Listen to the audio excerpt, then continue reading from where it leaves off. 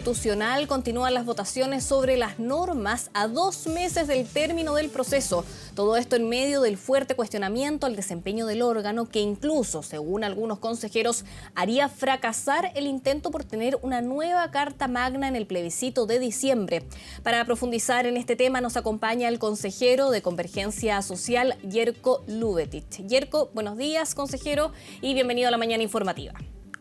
Buenos días, Valentina. A ver, en primer lugar, ¿cuál es su visión de lo que está pasando hoy en el Consejo Constitucional?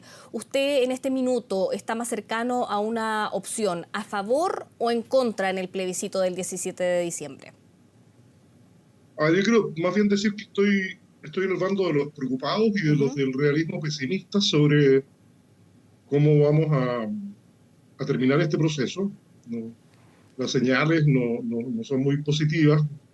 Estamos entrando en un momento crítico. El miércoles debiera comenzar, según el cronograma que ha impuesto la conducción del Consejo, a votar el conjunto de cuestiones que quedan, y ya se van estrechando los plazos y no se asoma hasta ahora ninguna posibilidad de acuerdo que le dé una perspectiva a la propuesta constitucional capaz de aunar el apoyo ciudadano el próximo mes de diciembre. Entonces, estamos más bien preocupados de lo que queda, a ver si hay algún último espacio como para poner por delante los intereses de Chile y tratar de llegar a un acuerdo que le haga sentido a la ciudadanía, que mira esto, como todas y todos sabemos, con mucha desafección y en muchos casos con mucha desconfianza.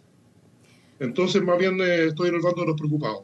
¿Cuáles son para usted los puntos críticos que todavía se tienen que solucionar para generar una propuesta constitucional que, por ejemplo, usted la vea quizás con mejores ojos o que haga bajar estos niveles de preocupación? A ver, una cosa que es preocupante, de lo que hemos visto y que ha llamado la atención, que se ha aprobado en estos días por la vía de la mayoría de las comisiones que tiene la derecha y particularmente los republicanos, que son cosas bien importantes y bien disruptivas, digamos, bien complejas desde el punto de vista del sentido común. Estoy pensando en eliminar el impuesto territorial, las contribuciones, financiar a las municipalidades,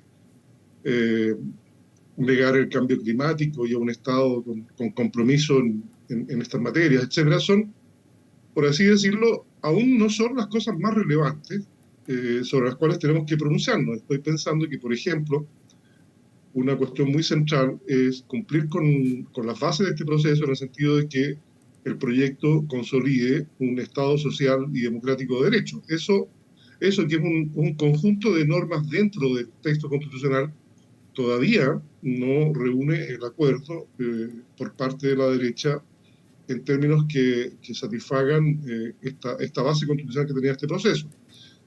Un tema muy crítico también está siendo cuál es la relación de la Constitución con los tratados internacionales de derechos humanos. Indudablemente debiéramos estar de acuerdo en no retroceder en cuanto a la valoración que nuestro país le da a los derechos humanos y al lugar tan importante que han ocupado en su historia. Hay un conjunto de discusiones que tienen que ver con el buen gobierno, con la gobernabilidad, que también están todavía en discusión. Hay, naturalmente, como hemos dicho, en materia de paridad y derechos de las mujeres, es algo en que, si bien entendemos que no hay condiciones políticas para avanzar, no es admisible que esta Constitución retroceda respecto a los logros y conquistas que las mujeres han logrado hasta el día de hoy. Es decir, son un conjunto de temas muy esenciales sobre los cuales todavía no hay posibilidad de llegar a un acuerdo, que no han sido sometidos a votación, pero que tienen que someterse a votación en los próximos días. Y por lo tanto, sin acuerdo allí, evidentemente, el ámbito de posibilidades de llegar a ciertos consensos que nos permitan presentar una propuesta común al país, naturalmente se estrecha. ¿Y usted ve espacio para llegar a esos acuerdos en el tiempo que queda? Porque ya el 7 de noviembre la propuesta tiene que estar lista, entregada a la ciudadanía. ¿Ve que hay también voluntad de diálogo? ¿Cómo lo observa? Bueno, hasta ahora, es decir, si las cosas siguen como hasta hoy, naturalmente no veo ninguna posibilidad. ¿Qué es lo que ha habido hasta hoy? Ha habido incompetencia y falta de voluntad en la conducción del proceso, piensa tú que yo, por ejemplo, tengo que estar en 3 instancias distintas dentro del Consejo, cosa que le ocurre a otras consejeras y consejeros, porque el calendario con el que hemos trabajado dejó, al contrario de lo que el sentido común recomendaría, dejó todo, la parte importante, que es la discusión, la negociación, para el final, y estamos hoy día contra el tiempo, haciendo lo imposible. Entonces, no solo desde el punto de vista del debate político, sino que desde el punto de vista de las decisiones de conducción del proceso, de los calendarios, de las metodologías, no han sido las mejores decisiones de cara a una cuestión tan difícil como es ponerse de acuerdo en un texto constitucional. Entonces, si esto sigue así, naturalmente creo que hay ninguna posibilidad de que esto termine bien. Tendría que haber en los próximos días una señal muy distinta, un cambio importante de actitud que nos permitiera en el poco tiempo que queda hacer un último esfuerzo a ver si este objetivo, en la medida en que la derecha entienda y aprenda las lecciones de la historia reciente, digamos, que se trata de hacer un texto en el que todos más o menos nos estamos incluidos y nadie se lleva la pelota para casa, a menos que no ocurran gestos potentes en esa dirección. Yo veo bastante difícil el panorama, pero bueno, todavía tenemos la esperanza y seguimos muy empeñados y muy comprometidos en que esto resulte. Consejero, usted habla de una mala conducción. ¿Es la mesa, la presidencia, quien no ha conducido bien el proceso o no se diseñó bien, no se aprendieron las lecciones del proceso anterior? ¿Qué es lo que está pasando ahí? ¿O dónde está la falla? Bueno, la conducción de este proceso, evidentemente, y como corresponde, eso no lo critico, que es natural, lo tiene la mayoría circunstancial que ganó las elecciones del 7 de mayo, esto es republicanos, más Chile Vamos. Ellos tienen el control de la mesa. La mesa es no solo la presidenta y el vicepresidente, sino que a la hora de las decisiones incluye a los jefes de bancada o delegados de bancada, como les llamamos, y cada uno de ellos vota en proporción al número de consejeros que representa. Por lo tanto, hay una mayoría evidente de la derecha en las decisiones importantes del Consejo. También tienen las presidencias de cada una de las 4 comisiones. Entonces, claramente, la conducción del proceso pasa por allí. Y nosotros tenemos que ser críticos. Hemos sido críticos. Yo recuerdo haber estado insistentemente desde antes que se ingresaran las enmiendas, haber insistido en el Consejo, ante la opinión pública, la necesidad de haber empezado en ese tiempo un proceso de conversaciones que estamos recién iniciando desde la semana pasada. Entonces, esa es una muestra de una falta de sentido común en relación a qué son procesos complejos de conversación en torno a una materia como es una posibilidad de ponernos de acuerdo en la Constitución. Eso requiere tiempo, espacio, condiciones, que evidentemente estas decisiones no las han generado y estamos ahora, en último momento, haciendo lo posible. Entonces, hay allí una circunstancia que ha sido muy incidente en cómo estas cosas han ido adelante. Pero bueno, insisto, hay que hacer un último esfuerzo. Nosotros, por lo menos como bancada de la izquierda, estamos todavía en nuestro empeño y en nuestro compromiso de luchar por esto hasta el último día. Ahora, por ejemplo, ayer en Vía Pública, acá en Canal 24 Horas, la consejera Gloria Hood decía que ella era optimista, que hay diálogo con la izquierda. Entonces contrasta un poco con la visión que usted nos está dando de lo que está pasando hoy en el Consejo Constitucional. ¿Será porque todavía queda un espacio, como nos dice usted? ¿Cómo es la relación, por ejemplo, que tienen con consejeros con Gloria Hood, que es de Bópoli, con parte de Chile Vamos? Bueno, yo creo que eso responde a un optimismo razonable de Gloria. Yo voy a hacer solo un dato. Hasta ayer creo que hemos aprobado del orden de 20 enmiendas de la derecha en las que hemos votado a favor. Hasta ayer ninguna o solo una enmienda de la izquierda ha sido apoyada por la derecha y ha podido ser aprobada. Entonces, eso es una muestra de cuáles son los niveles de acuerdo que efectivamente tenemos.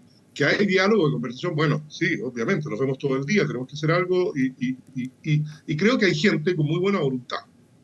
Gloria, entre otros, hay gente de Chile Vamos, pero esto no está, aquí no es un tema de las personas que tenemos más o menos voluntad, es un tema de definiciones políticas y tomar actitud colectiva sobre, por ejemplo, empeñar estos últimos días, estas últimas semanas, en encontrar efectivamente un modo de romper la dinámica que hemos tenido hasta ahora y avanzar explorando las posibilidades de acuerdo. Eso es lo que no ha ocurrido. Insisto, además, por lo demás, Chile Vamos, sin perjuicio de la buena voluntad y el compromiso de algunas personas, tampoco uno puede decir que Chile Vamos esté cumpliendo un rol que uno hubiera esperado que hubiera cumplido desde el punto de vista no solo de contención de los excesos republicanos, tan públicamente conocidos, sino que también de activo buscador de estos espacios y promotor de decisiones dinámicas acordes a lo que es un proceso de conversación en torno a un posible texto constitucional. Y el rol de los republicanos, ellos han dicho que van a bajar algunas enmiendas que estaban generando ruido. ¿Se ha concretado esto o para ustedes sigue aquí habiendo algunos puntos, algunas enmiendas que no se han bajado y que quizás podrían llegar a esta propuesta constitucional que tiene que estar lista en noviembre? Bueno, ellos hicieron el otro día un anuncio sobre cuatro enmiendas emblemáticas por la reacción que generan en la ciudadanía. Estoy pensando en los criminales de Punta Peuco y los derramas sobre los privados de libertad de 75 años, o otras que plantearon allí, que son enmiendas. A ver, nosotros lo dijimos en su momento como bancada, lo que hizo ahí Republicanos, más que cualquier otra cosa, es corregir un error.